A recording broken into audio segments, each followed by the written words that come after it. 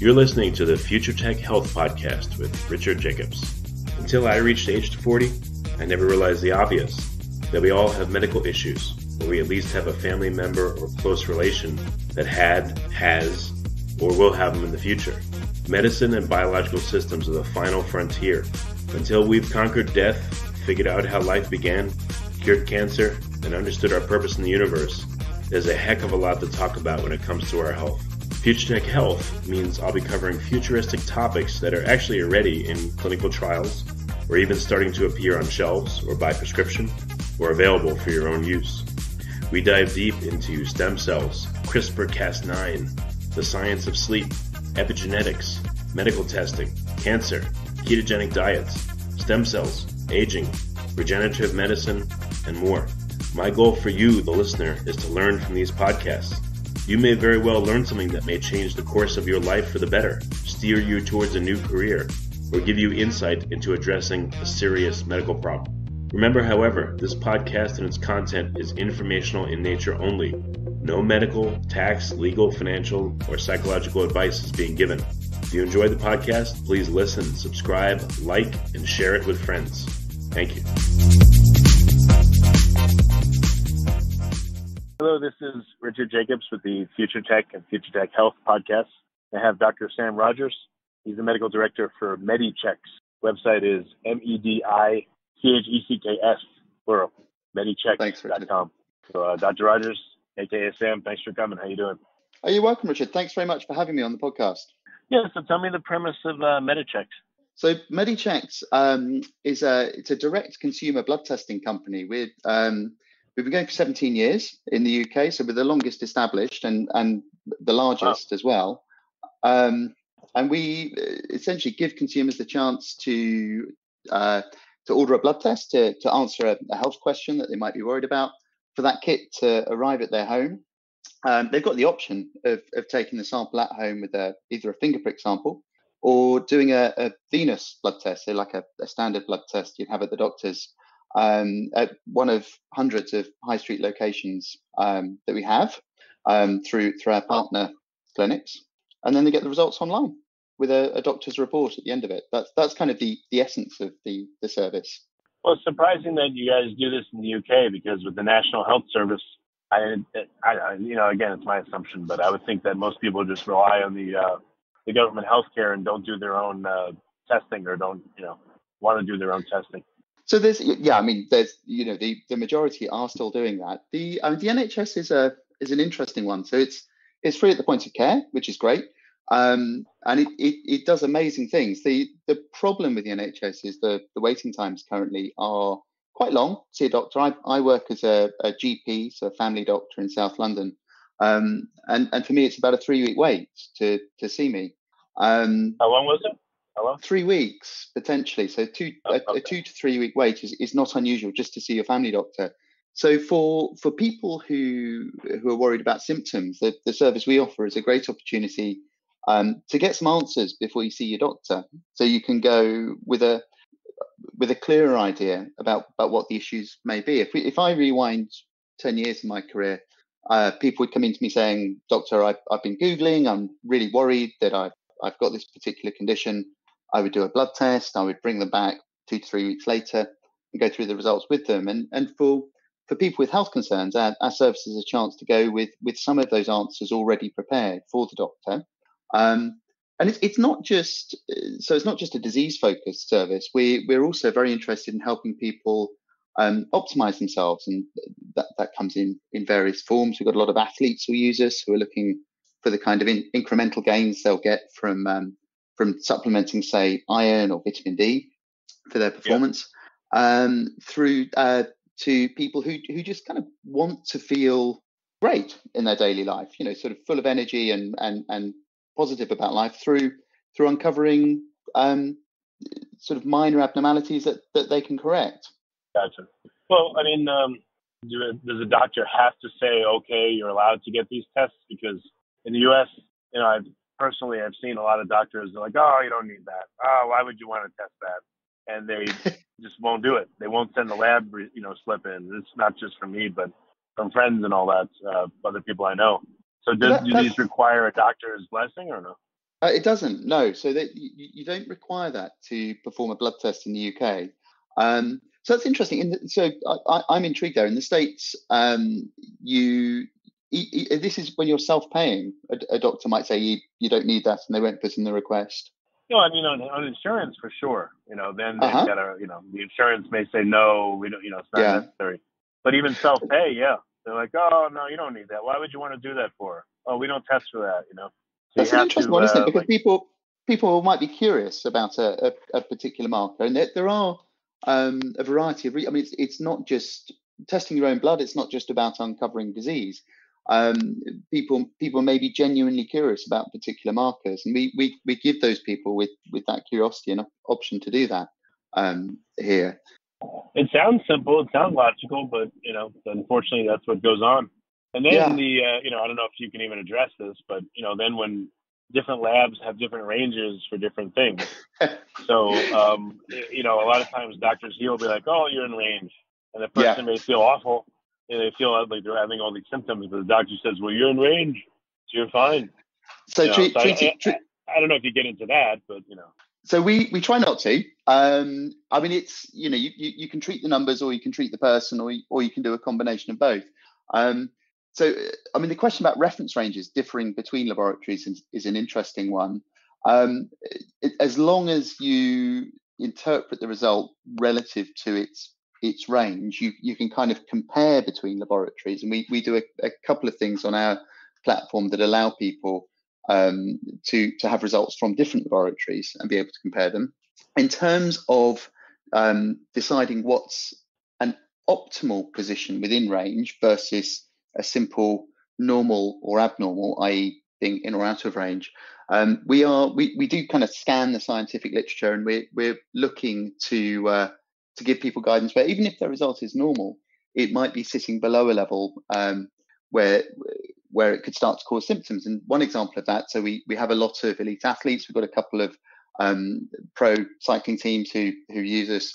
And for taking the example of iron, if you've got a level below about 75 for ferritin, which is still within the normal range, you will find athletic performance can start to drop off.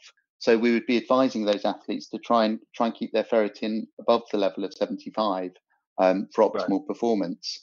Similarly for thyroid, and actually that was an example I wanted to bring up. In the UK, the number of blood tests that thyroid patients are able to access on the NHS is pretty limited for routine care.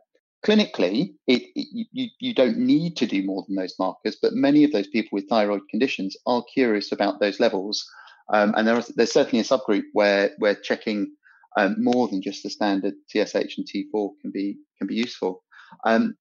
When you look at the treatment targets that are suggested, so there's a tendency with thyroid with an underactive thyroid, you give levothyroxine, and some doctors will keep the TSH within the normal range, but not consider the position of the TSH level within that range, and people can still feel pretty awful in some cases. And if you aim for the lower half of the normal range, then some studies will show that people feel better if you do that. So yeah, we try to avoid the trap of just looking at the reference range and saying, well, you're normal. We try to look at the individual as well and listen to the symptoms that they're describing. So do you have a subscription plan where, let's say, someone wants to do a full panel, 8 tubes of blood, 100 something markers, and every 6 months look at it? So we don't currently. So we do get people who use us repeatedly. We are looking at the options for a subscription package, and some of our competitors are going down that route. The frequency of testing. So I think some services that operate probably suggest testing a little bit too frequently. I think from a customer perspective, if you're testing every 3 months, there's a danger that, first of all, you end up with very sore fingers from testing repeatedly, but also you don't see much change over a 3-month cycle unless you're actually trying to correct something. So for us currently, it's a very much a sort of pay-as-you-go, purchase-as-you-need kind of service, but we are looking at the options for subscriptions. Yeah, well, what if someone wants one marker out of a whole panel, and if they don't do the whole panel, they may be missing Or misdiagnosing or freaking out about something that maybe shouldn't be freaked out about, Yeah.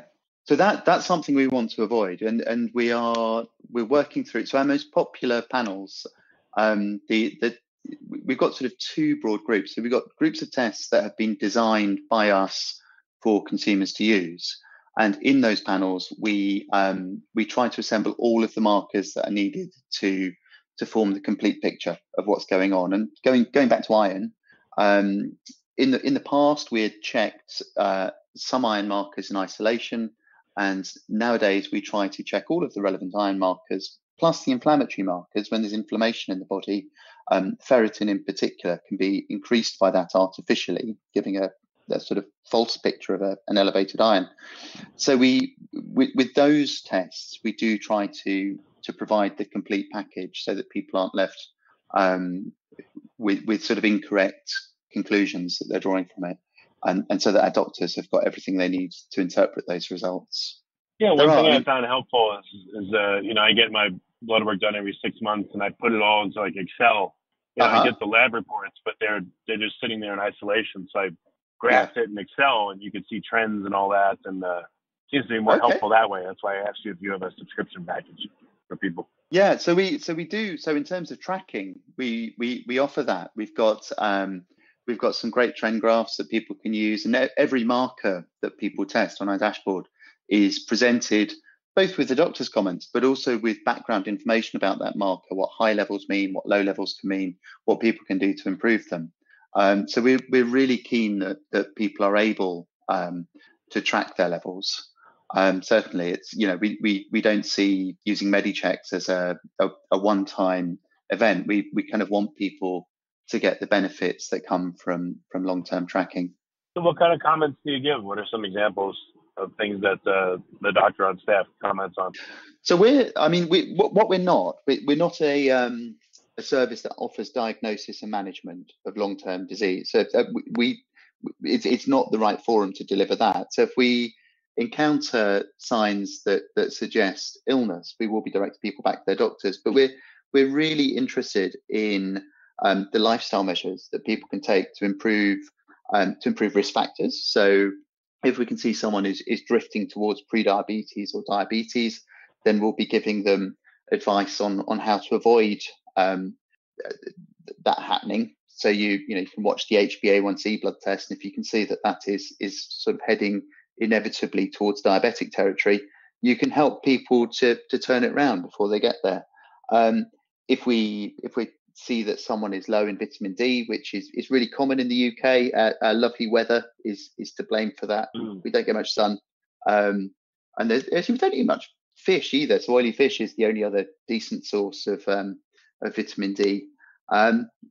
So in that case, we'll be advising people about the sources of vitamin D. We like to take into account people's dietary habits. I don't know how it is in the States. There's a lot of people in the UK now going vegetarian and vegan. So with our advice, we'll try to tailor it to their needs. Vitamin D sources, mushrooms aren't a bad source. So that's an example of some vitamin D advice we might give to a vegan. And you can get vegan supplements now for vitamin D as well.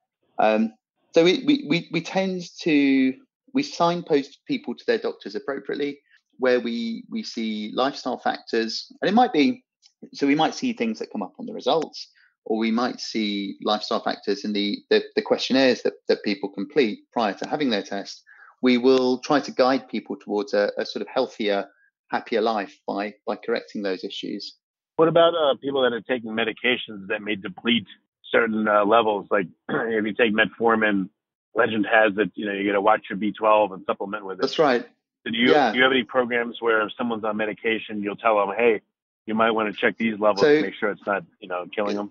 Currently, we rely on our doctors to spot that. So we collect medication history as part of the test process, and our doctors are presented with all that information as they're interpreting.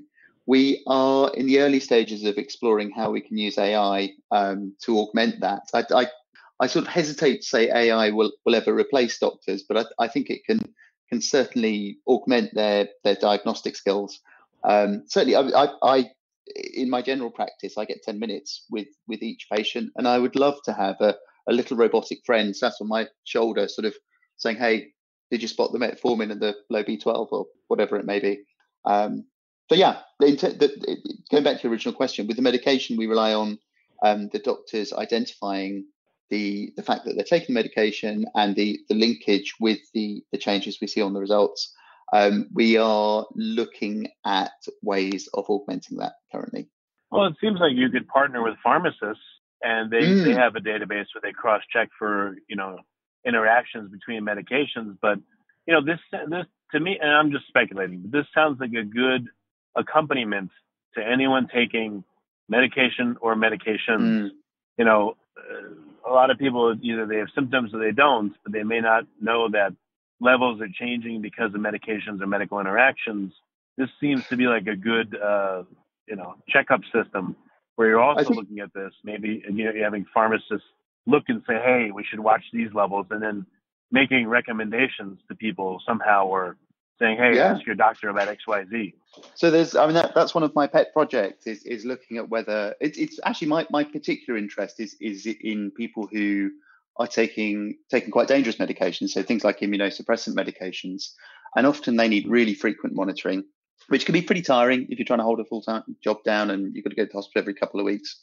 So whether we could be helping those individuals to monitor their therapy, that's something we'd obviously want to do in partnership with the doctor who's providing them their care. But we'd certainly provide a much more convenient way of monitoring potentially hazardous medications. Yeah, just an idea I had, but it sounds like you had the same idea, so that's great. No, sorry. What's your overarching goal with this? You've been doing it for a long time. What got you into it, and why do you keep doing it today? What do you get out of doing it personally? So not money, but personally, why do you do it? Why do I do it? Okay. So if we go back to, I think probably the first week after I qualified as a doctor, and it was around about the year 2000. So, we're sort of early days of electronic health records, but the hospital I qualified into was trialing one of the very early systems from Cerner at the time, which held so much potential. I looked at this thing and thought, God, this could be amazing. And yet I was still every day on the ward round, frantically scribbling in paper notes and, just recording reams and reams of information, which a computer would do an amazing job of filtering, searching, recalling, giving me the intelligence from it. And yet it was all locked away on paper notes.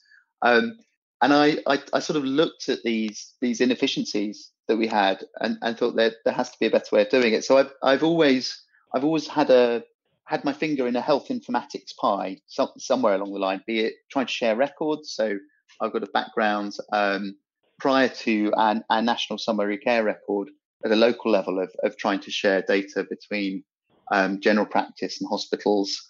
And then so in terms of Medichecks, I just finished a very busy NHS job, and I was working as a freelance locum doctor at the time.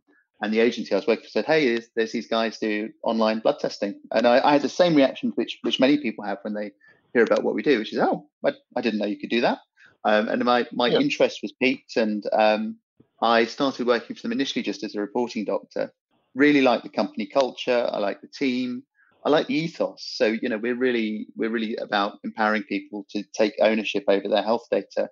I don't know how it is. I mean, it sounds like in the States, you're probably ahead of us. If you're used to the idea that you collect your result data and you put it in a spreadsheet, that was still quite a rare activity here.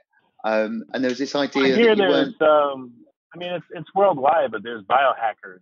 There's people. It depends what you're interested in, but there's biohackers that track everything. I mean, Fitbit, for instance, is a small manifestation of that, or Oura Ring. But this is just yet another way to track what's going on with you. And like you mentioned, for athletes, if I'm an athlete, I'd like to subscribe to your program where I know that you're going to check all the levels necessary to keep my athletic performance at peak.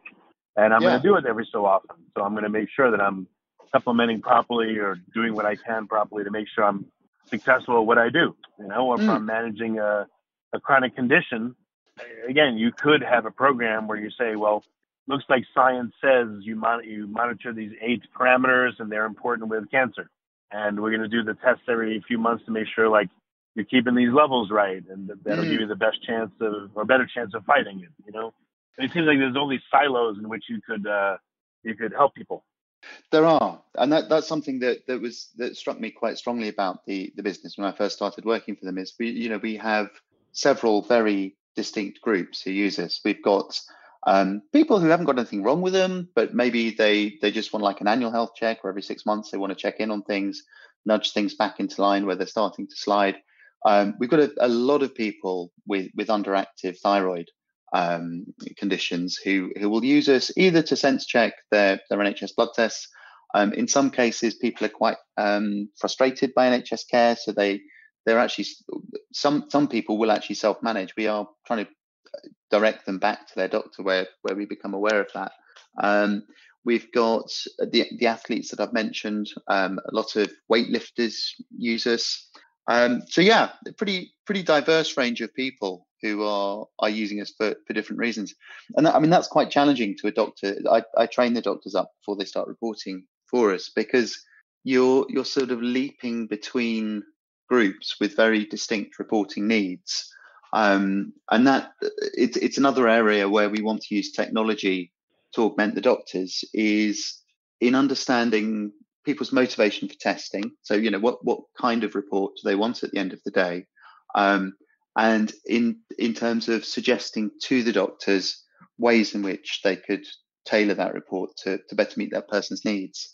Currently, we do it it's a sort of halfway house where we've got some software that expands text snippets so that according to whether someone's wanting a sports blood test or a regular health blood test, the doctors can pull up guidance for those people that's appropriate to the reason they're testing.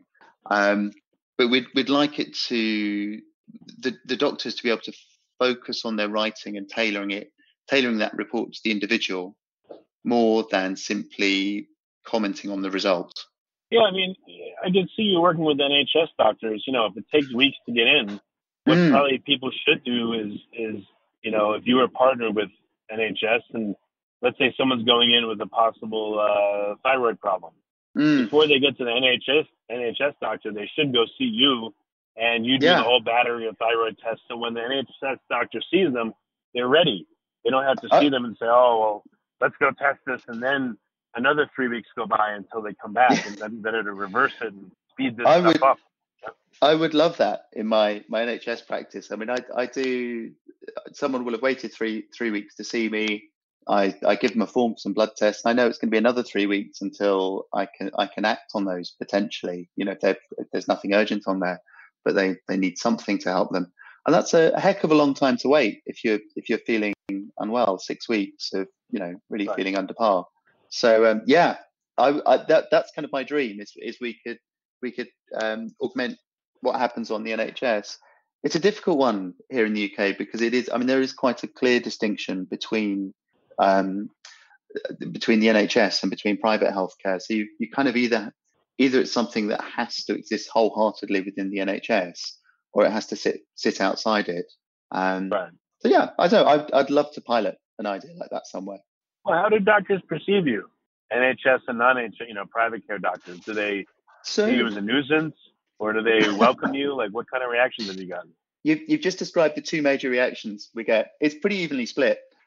So people, I mean, if you're the kind of doctor who is into the idea that it's okay for people to take ownership over parts of their healthcare, then and you can recognise that we sell tests in a responsible way and interpret them in a responsible way as well, then we're not scary and we're not annoying. But there are, we do get the other reaction as well, which is why are you providing these people with tests? Surely you're just overloading the NHS.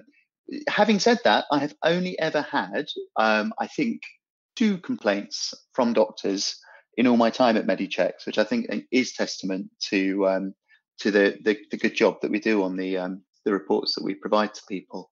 So yeah, do you see that private pay versus NHS people are a different species? I would think private pay are much more willing to pay for these lab tests, and NHS people say, well, why doesn't NHS cover them? And why do I have to do this stuff? I would think. I don't know. In terms of the doctors or our No, customers, do you the mean? patients themselves, the people themselves. So I mean, everyone using us will have made a decision to source private blood tests. And the interesting thing about Right. healthcare in the UK is almost everyone has a touch point with the NHS on a sort of reasonably regular basis. Partly because, I mean, if you're going to go to see a consultant and you're going to use private care, you will still need a letter from your NHS GP if you're claiming that on insurance. So it's are they different? I don't know that they are particularly. I mean, for one thing, I'm not aware of whether people are going on to use exclusively private care or whether they're using NHS. So maybe I just don't notice it. We treat everyone with the same level of respect and they put in the same amount of effort into interpretation. Yeah, it's not a lack of respect, but if you started asking the question of all your people that do the blood tests, are you on NHS or is this private? Do you use private care? That may, I think that might give you a clear signal on the differences in those two types of people. Yeah, I mean, it's certainly something we could look at in terms of research, potentially. Yeah, something to think about, So, more mundane questions. How many tests can you do? So we've been shrinking it a bit. We originally, so if you go back 17 years ago, our founder put the entire test catalogue for a laboratory online. This was around about actually the time I qualified as a doctor, and at the time his mother was running a health screening clinic, and he had this brainwave in the sort of early days of the internet of, hey, why don't we sell these blood tests? So it was the full test catalogue, and I think at peak there were probably about 2,000 different tests on there. Wow.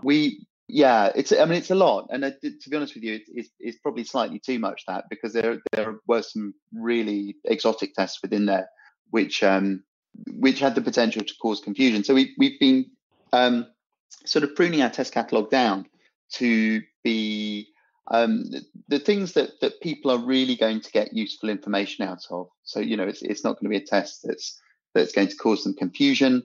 It's going to be a test that we have the expertise within our reporting team to handle, and they will get useful, actionable insights out of it at the end of it. Don't get me wrong; we still provide several hundred different tests, and there are people who will have a very specific health question that they want to answer, and we've seen quite a few sort of rare and easily missed conditions picked up by people choosing to test themselves over the years. So we don't want to restrict the catalogue too much. Yeah. Have you guinea pigged yourself and done like every test imaginable? Have you tried that? I'm sorry. Well, on me? Yeah. No, I don't actually. Personally, I mean, my health is pretty good. I think my major issue is my vitamin D tends to run very low. So sometimes I will test to confirm that. I'm quite sedentary in my working life, so I'm becoming progressively more kind of chair shaped as I get older. And I like to keep an eye on my cholesterol and HbA1c levels. I'm 45, so I'm sort of intrigued by testosterone levels, etc. They can start to decline as men get a bit older. But I don't test everything myself. I've met a lot of people. It's interesting you talking about biohackers earlier. I was lucky enough to go to the Strata RX conference when it was running in the States. And I met I can't remember her name now. So a professor from I think it's MIT, and she was kind of one of the first biohackers and trackers, and she'd pretty much hacked together her own monitoring equipment for keeping an eye on blood pressure and blood markers. And for her, so she had a real incentive to want to test, which was she just kept getting really, really ill for hours to days at a time, and finally narrowed it down to to eating actually tomatoes and other members of that plant family, which are interestingly the deadly nightshade family. So for her, there was a motivation to test absolutely everything because there was this unanswered health question. For me, I kind of test what I think needs testing. Right. Okay. Yeah. So what's the future of this for you? What do you hope to accomplish in the next year or maybe the next 5 years? What's your dream? So, well, I've mentioned the AI augmentation of reporting. That's definitely in there. I want to start partnering with the NHS to provide services, be it at-home blood testing for people who it's difficult to get out or get to a phlebotomy clinic. We have this NHS health check program here where people are offered a cholesterol, HbA1c, and a blood pressure test. That would be brilliant to work with the NHS on. I would like to move from our reporting portal being something that people can use to track their results to something they can use to guide healthy behaviors. So, part of that will obviously be reviewing your blood results, but actually we can tailor advice to the individual based upon the blood results and the lifestyle behaviors that they've told us about. What about, that's one thing I forgot to ask you. What about all the data? Do you pseudonymize it and look at trends in the aggregate? Are you seeing any of that kind of stuff? Yeah, we are. So we're in our terms and conditions, we ask people if we can use it for research, and internally we've been very interested in the effects of diet. So we were looking at what effects a vegan diet has upon biomarkers. And Helen Marsden, one of our founders, is vegan herself. So we, as a company, have a particular interest in this. And we found that for vegans, they are less likely to have a high HbA1c level, so they're a little bit less likely to be diabetic. They do a brilliant job of keeping their iron, their vitamin D at healthy levels. But vitamin B12, which you can really only get through essentially animal sources in the diet, tends to run low. So that's one example of research that we've been doing. We also partner with organisations to run research, and we've got Dr. Daniel Grant, one of our doctors, has been working with Watford Football Club, actually looking at men with a similar health issue to me, which is sort of middle age, getting a little bit more overweight, and they use football to try and motivate them to get fitter. But then we looked at the effect of monitoring biomarkers on that and whether they had better results or not. So yeah, we've got a real interest in research. There's a couple of other things we got bubbling, which I can't talk about yet, but which I'm really excited about on the research front. Are you seeing any aggregate trends in people's blood work over the years? Through monitoring with us, so at an individual level, it's statistically I'm on shaky ground here, but we do so where people join the service and we find an abnormality. Usually, it's really sort of vitamin levels, nutrient levels that we were looking at.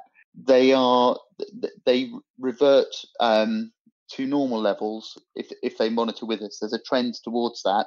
Now, a statistician would argue that's regression to the mean. So it's a little bit hard to be confident about that finding. But I was quite struck by it in the data when I looked at it, and it's an area that I want to. Once I can find a powerful statistician, I want to do some more work on.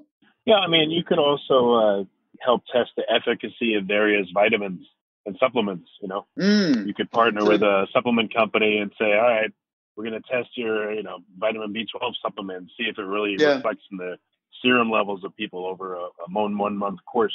So I would think that you could assist in doing these trials. We're getting some interest about that, in fact. So it's interesting you raised that. There are.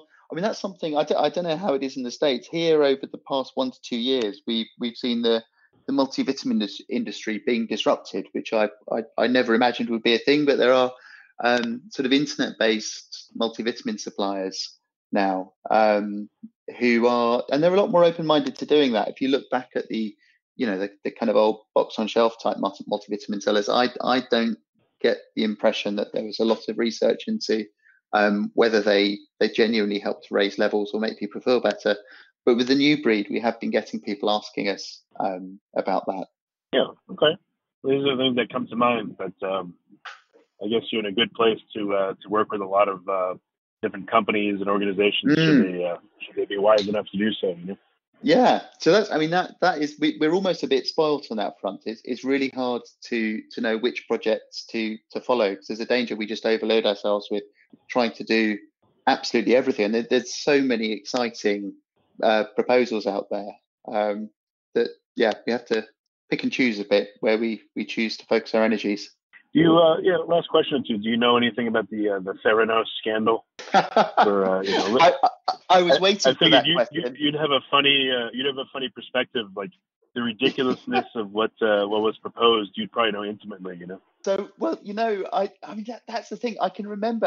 I remember the buzz around Theranos, and looking at it and thinking from a statistical perspective, that's fundamentally impossible that you can get that level of precision with a tiny volume of blood, because as you shrink the sample size and you try to extract more markers from it, the level of uncertainty around each measurement just goes up and up. So it was a fantastic kind of Wizard of Oz act that they had going there.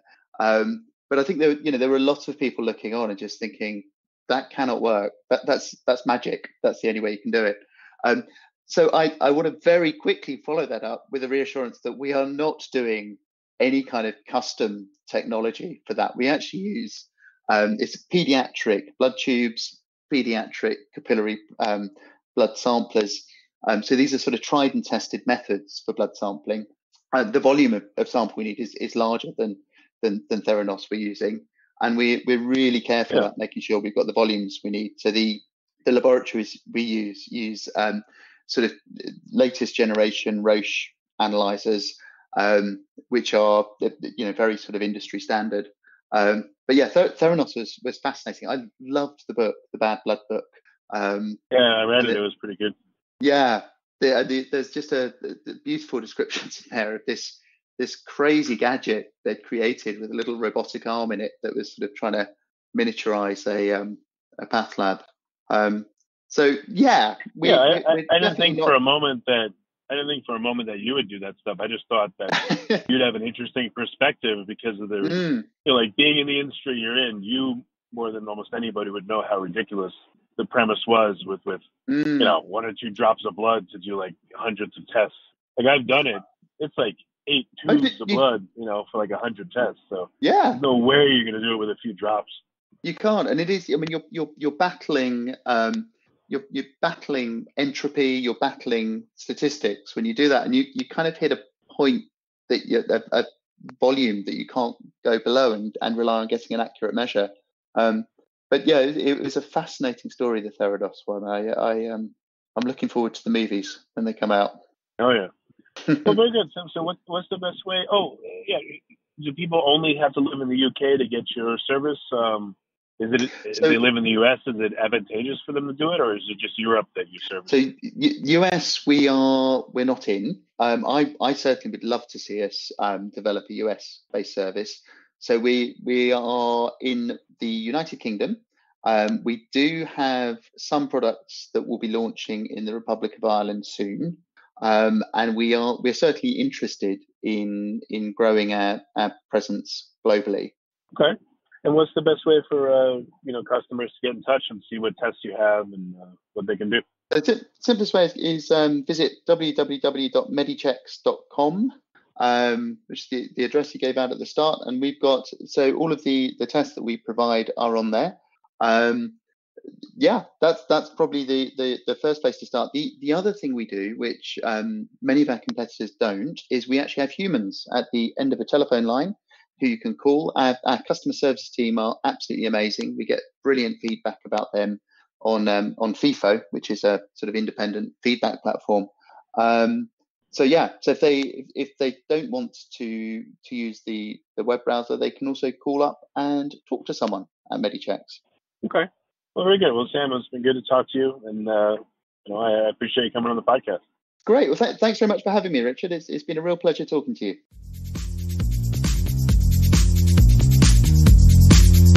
You're listening to the Future Tech Health Podcast with Richard Jacobs. Until I reached age 40, I never realized the obvious, that we all have medical issues, or we at least have a family member or close relation that has, or will have them in the future. Medicine and biological systems are the final frontier. Until we've conquered death, figured out how life began, cured cancer, and understood our purpose in the universe, there's a heck of a lot to talk about when it comes to our health. Future Tech Health means I'll be covering futuristic topics that are actually already in clinical trials, or even starting to appear on shelves or by prescription, or available for your own use. We dive deep into stem cells, CRISPR-Cas9, the science of sleep, epigenetics, medical testing, cancer, ketogenic diets, stem cells, aging, regenerative medicine, and more. My goal for you, the listener, is to learn from these podcasts. You may very well learn something that may change the course of your life for the better, steer you towards a new career, or give you insight into addressing a serious medical problem. Remember, however, this podcast and its content is informational in nature only. No medical, tax, legal, financial, or psychological advice is being given. If you enjoyed the podcast, please listen, subscribe, like, and share it with friends. Thank you.